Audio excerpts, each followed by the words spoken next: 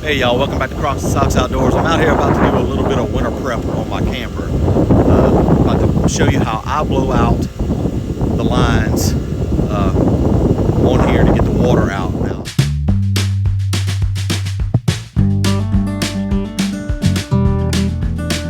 There's a debate.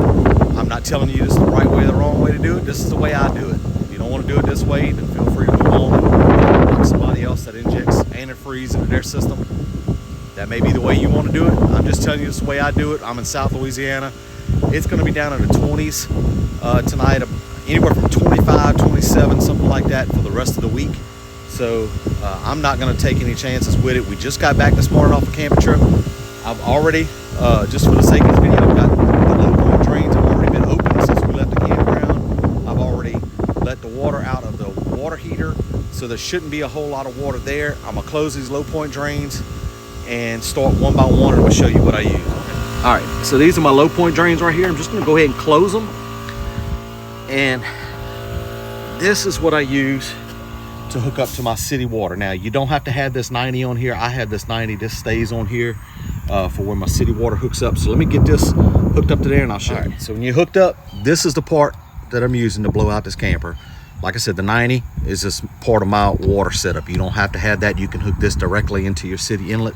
And I have my air hose here, and I have my air compressor set at 40 PSI. Anywhere from 30 to 40 is fine.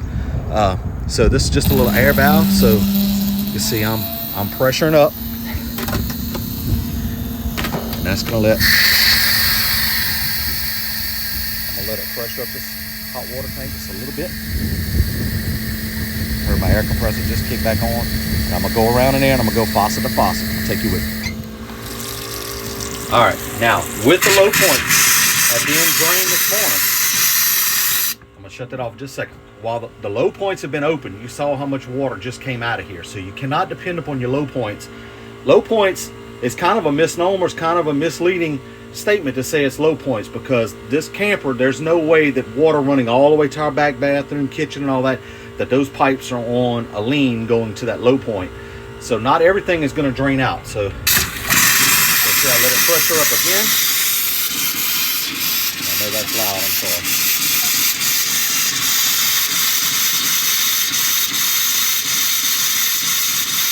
All right, so I'm going to do that on this cold, and I'll come back to you. That's the hot. I'm going to move over here to the toilet.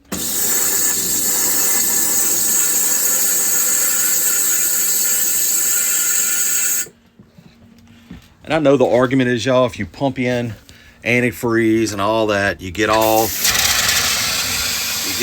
But I don't want to deal with it. In South Louisiana, we camp throughout the year. We're going to go camping again this winter. I don't want to have to flush out antifreeze. And you can say it's non-toxic all you want. I don't want that in my water lines. I don't want that sitting there. But if you want to use that, by all means, have at it. But I feel like this right here, and like I say, I'm gonna let everything settle back down. Any residual water, because you still see a little bit spraying right there, I'm gonna let it spray till it's getting nothing but air. Then I'm gonna let it settle back down again, and I'm gonna come back around and do this again, all the way around, and try to get every little bit. If there is a drip of water or a drop of water still in the pipe, you're not drying the total pipe out. There is gonna be some residual moisture in that pipe, but it's not enough for your pipe to bust and freeze. That water has to expand to a point that it can't go anymore, and the air busts that pipe, or the ice that freezes up has nowhere to go and it busts out of that pipe. That little bit of residual water is not going to be enough left. And you can see Mandy is, see, our fridge is frosted up pretty good, so we're in defrost mode right now since we just got back. It's a good time to do it. It's not that hot outside. Go in here in the bathroom, same thing in the spare bathroom. Now you see, this is all the way at the back of the camper. My low point drains are always all the way at the front of the camper. How much water is in this pipe right now? A lot.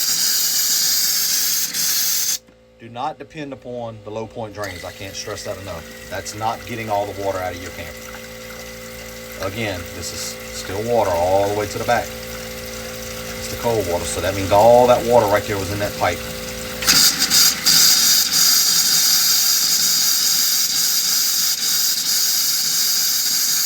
Same thing with this toilet here. So our camper's a bath and a half, so there are 2 toilets and 2 sinks. There's no shower in this bathroom.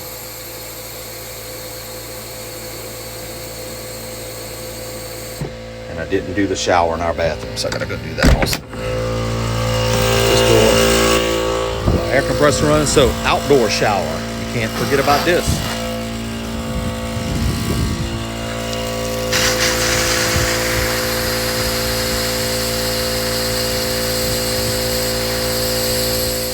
All right, so I'm in the shower in our bathroom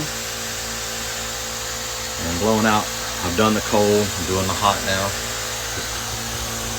Something else I want to show you outside. Let me take All right, so I'm back out at the low point drains. We're gonna open that up.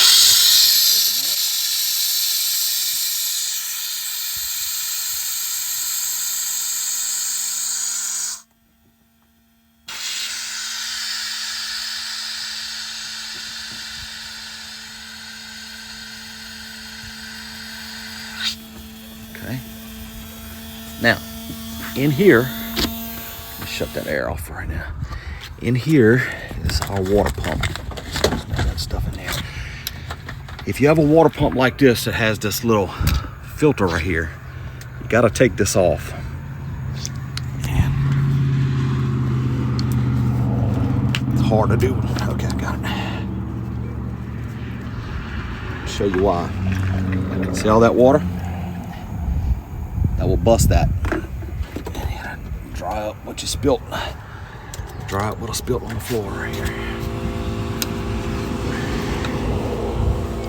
So you gotta take that off, and I just take it off and leave it off for now. Set it right here, it's not going anywhere. I take that off and I leave it off. Dry up that little bit of water that's in there. All right, so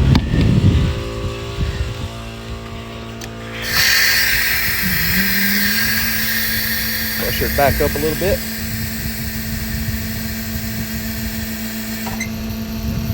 And I'm gonna go around, I'm gonna do the same thing again. Now, one other little tip that I will do. This is a black tank flush right here, okay? This should be nothing more than a pipe going down to the tank, but there's some check valves in there. I'm gonna take my air hose in a minute and I'm gonna hook it up to right here with that same fitting, and I'm gonna blow this line out just to make sure that there's no water anywhere in a check valve or behind a check valve, and it'll blow it into the tank. Any way that you can blow air, think about it like this. If the water goes in here and goes down in your tank, then the air can go in here and go down into your tank. So I'm gonna blow air into these drains. This is the black tank flush for the front black tank, and I'll take you around here. This is my black tank flush for the back bathroom tank. So what I'm gonna do right now, and I'll take you to one bathroom and I'll show you. Since it's been pressuring back up, I'm gonna go back in here. I'm not gonna film all that again. It's the same process over and over. So the toilet. So I've let any water that was in any water lines and stuff settle back down. A little bit more water out, see? You do this as much as you feel comfortable with.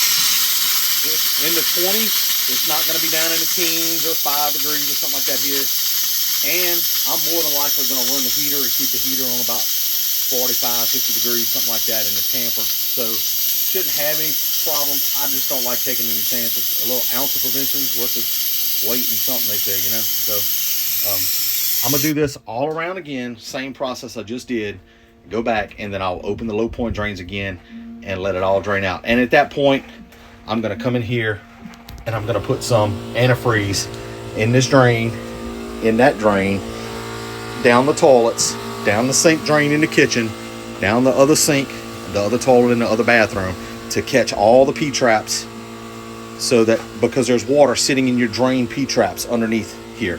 So you want to pour some antifreeze in there, I'll show you doing that, and that'll be just about the end of this video. So here's just an old jug of RV antifreeze. Pour some like that till I know. All right, that P-trap has got antifreeze in it. I'm also going to pour, like I said, down the toilets, and there should be hardly no water in my black tanks other than what just got shoved out of this valve, because I've drained all those tanks before we left the campground. There should be nothing in there other than that little bit of water right there. So I'm gonna pour some down so that the gate valve's down low. And we do have tank heaters on this camper. I'm gonna turn those on and leave those on. And what that does is like a big heating pad under your tanks, and it just keeps that tank warm and keeps it from freezing. It's not gonna hurt anything. They don't kick on till it gets below a certain temperature. I think it's like 38 or 40 degrees before they kick on. So anyway, y'all, that's gonna just about wrap it up. That's how I blow out everything on this camper. Like I said, this is not discrediting putting antifreeze in your system. If I lived up north and it was 5 degrees all winter long, I might consider doing both, blowing the water out and using antifreeze. That's your choice. All right, y'all, so that's how we do it. That's how I do it anyway. Not to say that's the right way, the correct way. It's the way I do it. It's the way I've been doing it for about 5 or 6 years now. Haven't had any issues. Just blowing the tanks out like this.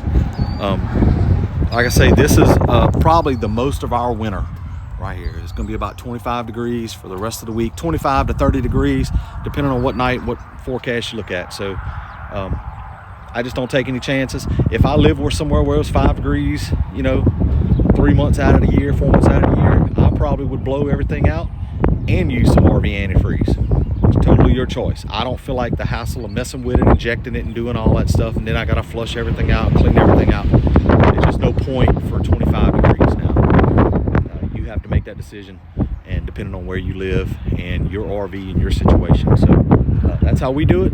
Thank y'all for watching Crocs and Socks. If you have any comments, any suggestions, you saw anything I did wrong, something I forgot, hey, hit me up. I'm here to learn like everybody else. Nobody knows everything. I certainly don't.